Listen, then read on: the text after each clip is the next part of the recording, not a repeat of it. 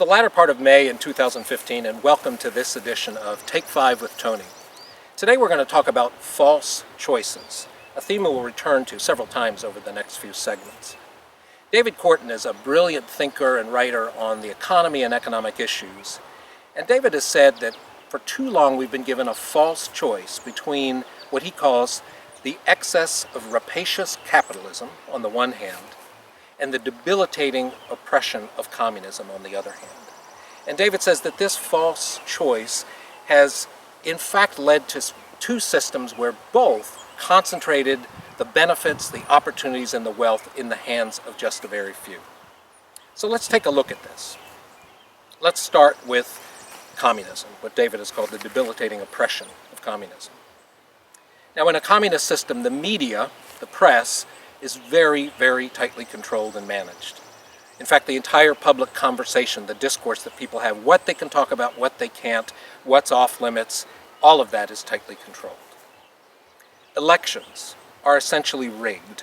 They're a sham. There's a little bit of a show of participation so that people feel that they have some involvement in picking their leaders, but in fact, most of those choices are made behind closed doors by a small leadership corps.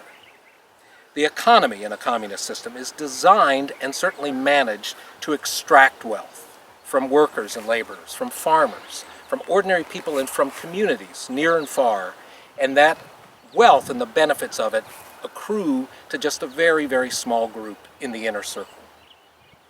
And lastly, the party is held up, given almost godlike status as something that cannot be questioned. And in the name of the party is done great collateral damage to people, to their places, and to the environment. Communism was supposed to be a system in which the workers, the proletariat, the laborers benefited, but it didn't turn out that way. And so clearly that's not a system we want to emulate. But let's take a look at our own system. We've defended capitalism for over 50 years of a Cold War and some hot wars, but I think it's time for us to look closely at ourselves. Let's start with our media.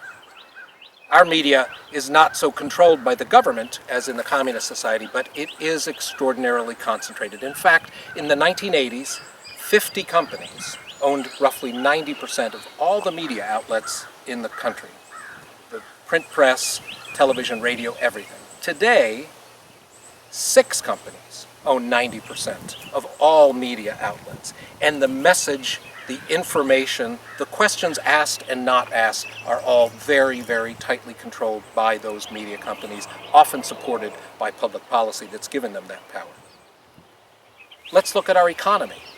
The way it's been designed and the way it actually functions, it is extracting wealth. It has been extracting wealth from farmers, from small businesses and banks, from laborers, from workers, and concentrating it in the hands of a very tiny group at the top, so much so that the Walton family alone, one family, owns the same amount of wealth as 100 million Americans, and the richest 400 families in the country own the same as 90% of the population.